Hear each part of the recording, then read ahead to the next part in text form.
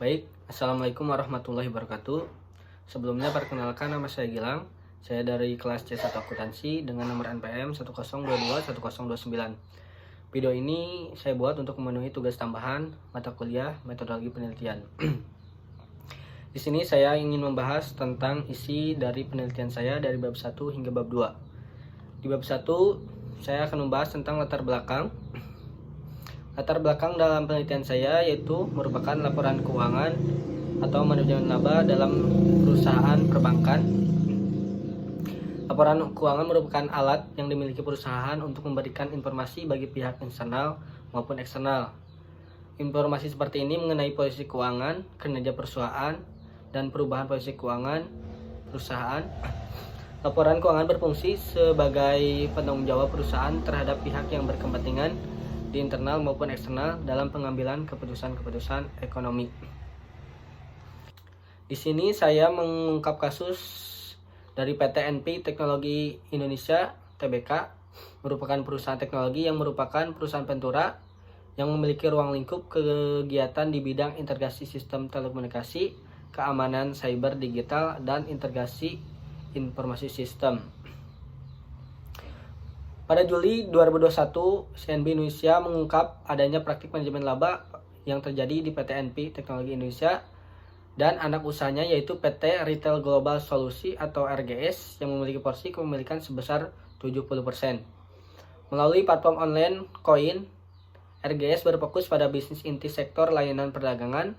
Hal ini terungkap dalam keterbukaan informasi yang disampaikan oleh manajemen NP dalam suratnya dengan nomor S-5030-BI-PPI-PPI-07-2021 kepada BI 12 Juli 2019.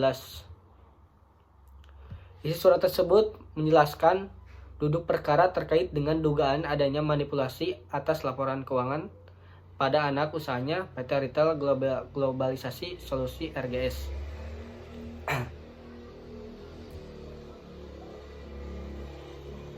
Selanjutnya saya akan membahas tentang rumusan masalah.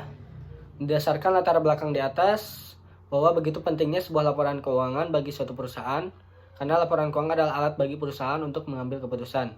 Di sini saya mempunyai 4 rumusan masalah. Yang pertama, bagaimana pengaruh ukuran KAP terhadap manajemen laba. Yang kedua, bagaimana pengaruh audit spesialis industri terhadap manajemen laba. Dan yang ketiga, bagaimana pengaruh opini auditor terhadap manajemen laba. Yang keempat, bagaimana pengaruh ukuran perusahaan terhadap manajemen laba. Selanjutnya, ada tujuan penelitian. Saya mempunyai 4 tujuan penelitian ini. Yang pertama, untuk memahami dampak ukuran kantor akuntan publik atau KAP terhadap praktik manajemen laba. Yang kedua, untuk memahami dampak auditor spesialis industri. Yang ketiga, untuk mengetahui pengaruh opini auditor. Dan yang keempat, untuk menilai dampak ukuran perusahaan. Selanjutnya, ada pun manfaat penelitian ini. Yang pertama, ada manfaat praktis bagi PT NP Teknologi Indonesia (TBK) sebagai wawasan kembali tentang penyusunan laporan keuangan untuk dapat memberikan keorsinilan dan akuntabilitas. Yang kedua, hasil penelitian ini diharapkan menambah wawasan mengenai kualitas audit terhadap manajemen laba pada perusahaan perbankan. Selanjutnya, manfaat teoritis. Yang pertama, bagi para akademis, penelitian ini memberikan kontribusi untuk penelitian-penelitian selanjutnya, dan penelitian ini dianalisis faktor-faktor yang mengaruhi kualitas audit terhadap manajemen laba pada perusahaan perbankan yang terdapat di Bursa Efek Indonesia. Yang kedua, hasil dari penelitian ini diharapkan mengembangkan literatur akuntansi yang sudah ada serta memperkuat hasil penelitian sebelumnya, yaitu berhubungan dengan pengaruh kualitas audit terhadap manajemen laba. Lanjut, kita akan membahas tentang bab 2. Di sini saya akan menjelaskan tentang landasan teori atau landasan dari variabel yang saya gunakan. Yang pertama, manajemen laba. Menurut Sulistyanto 2008 menguraikan bahwa manajemen laba adalah usaha dari manajemen perusahaan untuk memanipulasi informasi yang terdapat dalam laporan keuangan dengan maksud untuk menyesatkan pihak-pihak yang berkepentingan yang berusaha memahami performa dan kondisi perusahaan. Tindakan manajemen laba menjadi faktor yang dapat merusak kredibilitas laporan keuangan. Ukuran KAP atau Kantor Akuntan Publik adalah organisasi akuntan publik yang mendapat izin resmi dan memberikan jasa profesional di bidang akuntansi publik. Ukuran KAP baik sebagai Big Four atau non-Big Four dapat mempengaruhi kualitas audit dan kemampuan untuk mendeteksi praktek manajemen laba. Selanjutnya, auditor spesialis industri ini memiliki pengetahuan dan pengalaman lebih dalam suatu bidang industri tertentu. Kemampuan mereka diharapkan dapat mendukung audit yang lebih efektif dan mendeteksi dan mengatasi manajemen laba. Selanjutnya, opini auditor.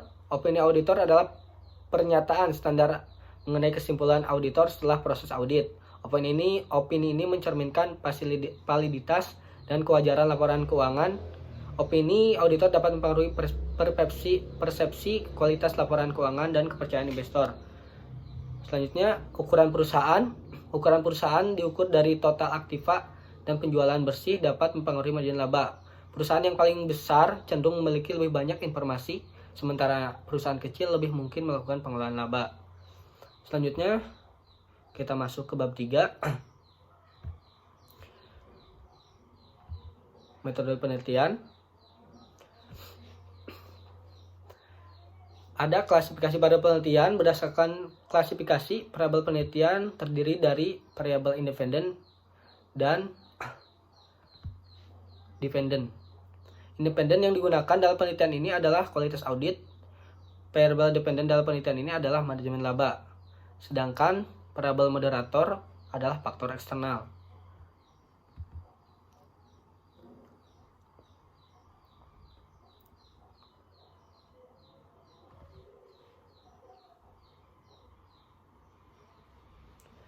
Populasi dan sampel. Populasi dalam penelitian ini terdiri dari seluruh perusahaan perbankan yang terdapat di Bursa Efek Indonesia dengan jumlah 46 perusahaan pada tahun 2021 dan 2022. Pemilihan sampel ditentukan dengan purposive sampling dengan tujuan untuk mendapatkan sampel representatif sesuai dengan kriteria yang telah ditentukan. Selanjutnya, populasi dan sampel. Populasi penelitian ini terdiri dari perusahaan perbankan yang terdaftar di Bursa Efek Indonesia tahun 2021-2022 yang berjumlah 47 perusahaan.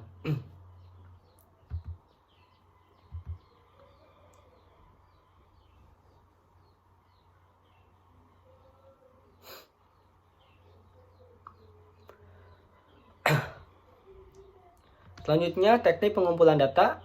Data dalam penelitian ini dikumpulkan dengan metode studi pustaka dan metode dokumentasi. Metode studi pustaka melibatkan telah pustaka, eksplorasi, dan kajian literatur seperti majalah, jurnal, dan sumber lain yang relevan dengan penelitian ini. Metode dokumentasi dilakukan dengan mengumpulkan dan mencatat, meninjau data sumber berupa laporan keuangan perusahaan perbankan yang terdaftar di Bursa Efek Indonesia tahun 2021-2022. Lanjutnya, jenis datanya. Berdasarkan jenisnya, data dalam penelitian ini dibedakan menjadi 2. Yang pertama, data kualitatif, data yang tidak berbentuk angka, dan yang kedua, data kuantitatif yang berbentuk angka. Sumber data yang digunakan adalah data sekunder, yaitu sumber data yang diperoleh dari buku-buku, literatur, atau sumber lain yang memiliki kaitan erat dengan masalah penelitian ini. Selanjutnya, teknik pengujian instrumen. Analisis data yang digunakan dalam penelitian ini adalah analisis kuantitatif yang bertujuan untuk menggambarkan hubungan dan pengaruh antara variabel dependen terhadap variabel independen. Dalam penelitian ini menggunakan perhitungan statistik.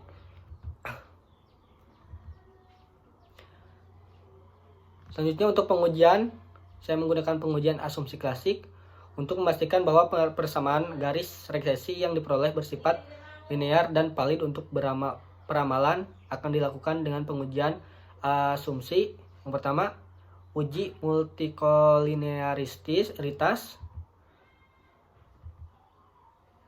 Yang kedua, uji heteroskedastisitas. Susah saya bacanya. Yang ketiga, uji normalitas.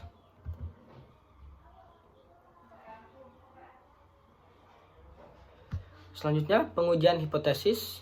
Di sini ada 2 pengujian. Yang pertama, uji signifikansi pengaruh parsial atau uji T.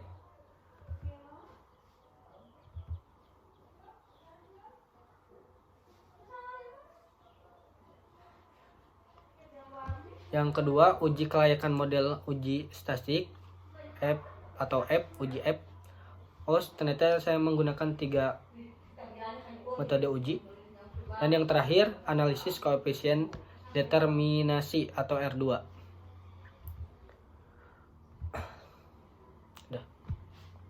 Mungkin itu saja yang saya sampaikan dalam penelitian saya. Mohon maaf kalau ada kesalahan dalam penyampaian. Saya ucapkan terima kasih atas perhatiannya. Assalamualaikum warahmatullahi wabarakatuh.